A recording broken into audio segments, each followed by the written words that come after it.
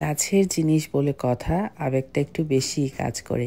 কারণ নিজের হাতের কাজগুলা ছোট থেকে বড় করা, তারপর এটার ফলন হয়, মানে সবজি খাওয়া।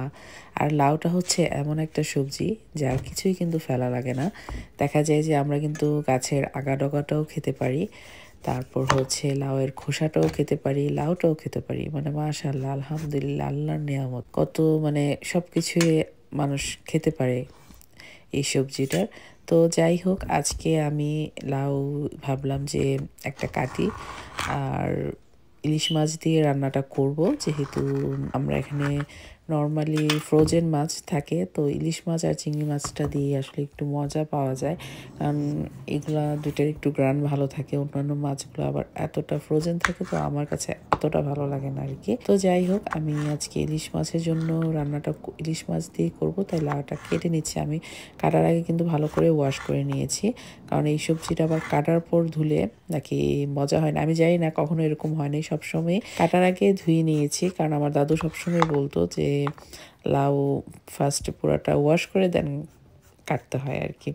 তো দুই পদ্ধতিতেই করে নিলাম।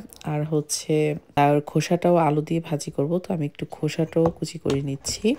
আর আজকে আসলে আমার হাতে একটু সময় কম ছিল, যার কারণে আমি রেসিপি আকারে দেখাতে পারিনি। তো এই খোসাটা আমি জাস্ট আলু অ্যাড করেছি, আর হচ্ছে একটু পেঁয়াজ আর হলুদ, লবণ, কাঁচামরিচ, ধনিয়া পাতা, এইটুকুই ভাজা ভাজা করে নিয়েছি। অনেক বেশি মজা হয়েছে। আর এখানে লাউটা রান্না করছি, এখানে ইলিশ মাছের মাথা, লেজ আর কয়েকটা পিস নিয়েছি।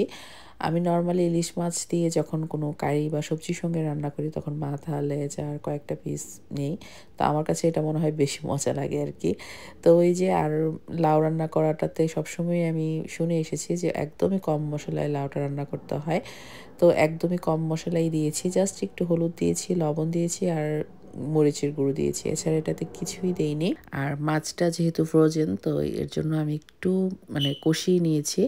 আর যদি ফ্রেশ থাকে, মানে আমার আম্মুকে দেখা যায় যে ফ্রেশ থাকলে লাউয়ের উপরেই দিয়ে দেয়, মানে লাউটা কষানো হলেই তখন মাছটা দেয়।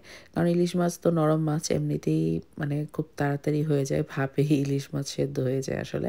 তো মাছটা আমি কষিয়ে একটু সেপারেট করে রেখে দিয়েছি, আর এবার লাউগুলো দিয়ে দিলাম। একদমই পানি ইউজ করি নাই, লাউগুলো থেকেই এনাফ পানি বের হয়েছে, আর ওই পানিটা থেকেই লাউ রান্নাটা হয়ে গিয়েছে। আমি ঢাকনা দিয়ে ঢেকে দিলাম, আর এই যে এরকম যখন একদম সেদ্ধ হয়ে যাবে, তখন আমি মাছগুলো উপর দিয়ে দিয়ে দিচ্ছি। আর এবার কাঁচামরিচ আর ধনিয়া পাতা দিয়ে দিব। মাশাআল্লাহ, আলহামদুলিল্লাহ, অনেক বেশি মজার হয়েছিল রান্নাটা। আর আমি আসলে কাঁচামরিচ, ধনিয়া পাতা, সবসময় শুনে এসেছি লাউয়ে কাঁচামরিচ, ধনিয়া পাতাটাতে আসলে এর সবজিটার মজা, স্বাদ দ্বিগুণ বেড়ে যায়।